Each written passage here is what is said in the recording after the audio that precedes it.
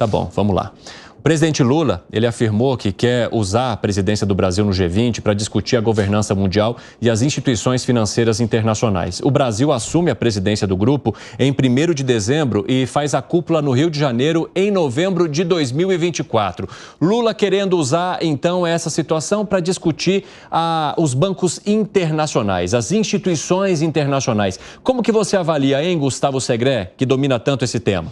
Já vem essa discursiva do presidente Lula há bastante tempo. Ele mencionou que se os congressos não estão de acordo com essa nova governança mundial, temos que fazer alguma coisa.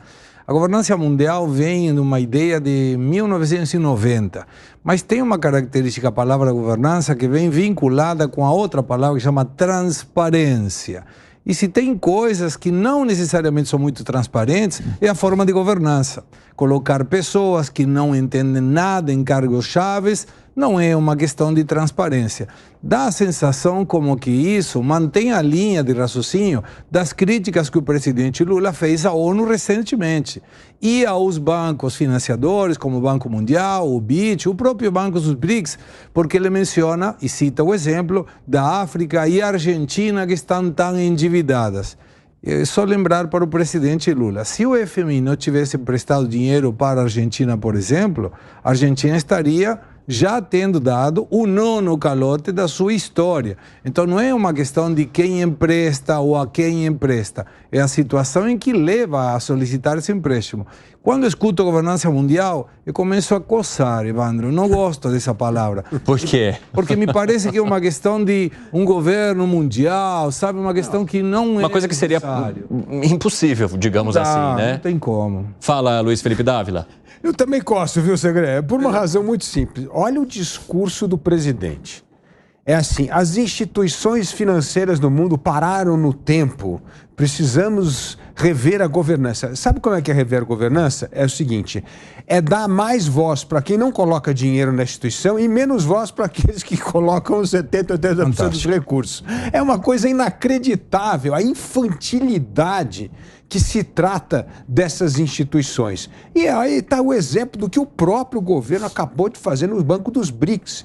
Tirou o presidente Marcos Troígio, que é uma pessoa absolutamente técnica, competente, discreta, da presidência do BRIC, para poder acomodar Dilma Rousseff, aquela que quebrou o BNDES aqui, quase quebrou o Brasil. É uma coisa inacreditável isso. É a atitude de que queremos dar mais voz, mas não queremos a responsabilidade de assumir o controle das finanças. Então, é sim mais um oportunismo que mostra a militância política se sobrepondo ao interesse de Estado. Eu quero até trazer mais umas aspas aqui do presidente da República sobre esse assunto. Olha o que ele fala. Não é possível que as instituições, o Banco Mundial, o FMI e tantas outras instituições financeiras continuem funcionando como se nada tivesse acontecendo no mundo, como se tivesse tudo resolvido. Muitas vezes, instituições que emprestam um dinheiro não com o objetivo de salvar o país que está tomando dinheiro emprestado, mas para pagar dívida e não para produzir um ativo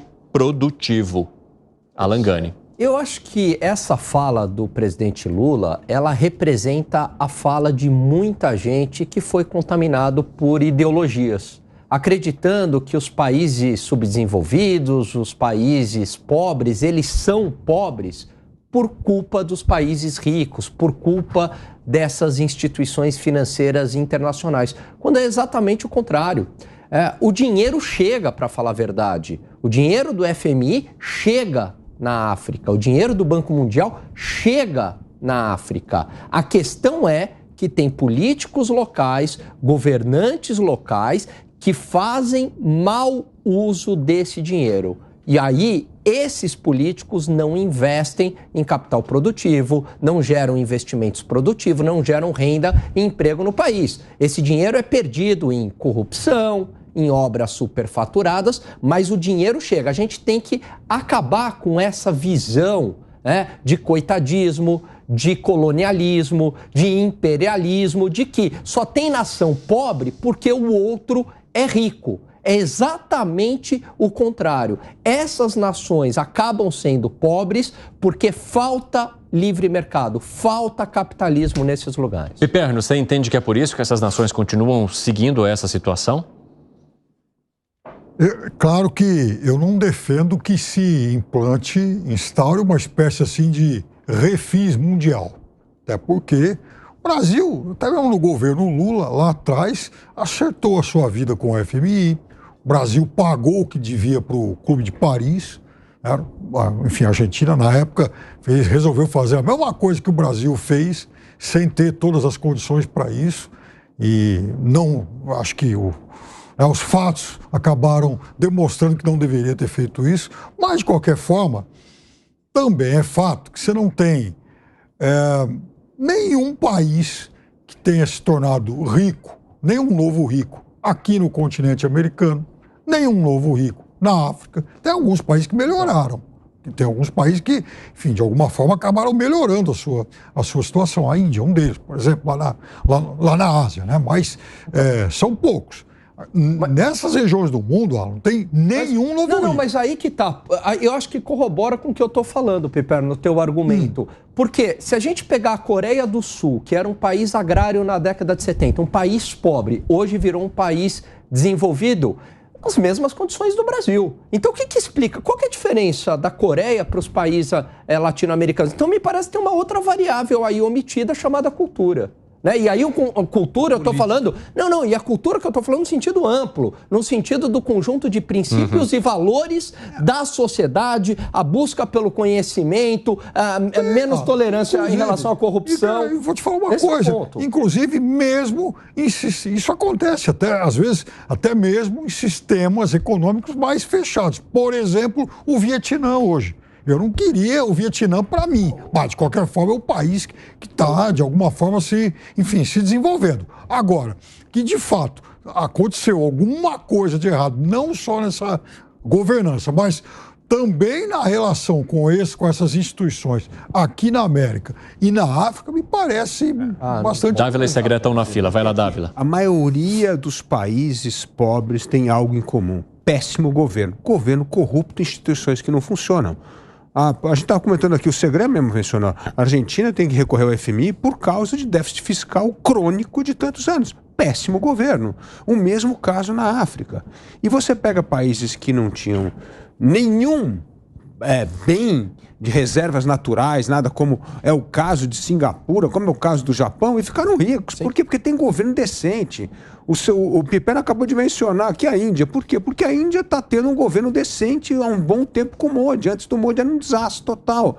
Então, ter bom governo honesto, instituições funcionando, é fundamental para começar a sair da pobreza. E não tem nada a ver com as instituições internacionais. Tem a ver com a responsabilização de cada um com o seu país, com a qualidade das suas instituições e dos seus governos. Arremate, Segré. Quando o Piperno menciona refis mundial, eu entro em pânico, porque o refis é fazer um plano para que quem não pagou possa pagar. Isso é uma falta de respeito a quem pagou. A quem fez... Não estou dizendo que era uma sugestão tua, estou falando sobre a questão.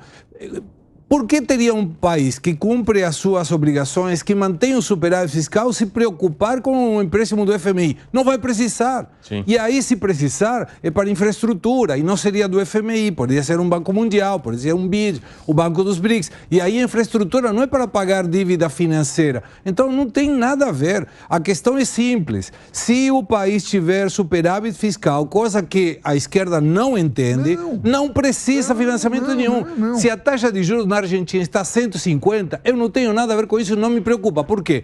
Porque as minhas contas também eu não preciso do dinheiro do banco. Piperno, remate, porque eu tô com gente esperando ali para dar entrevista. Falando em esquerda, quem resolveu a vida do Brasil com o FMI foi um governo de esquerda, lá atrás do governo Lula.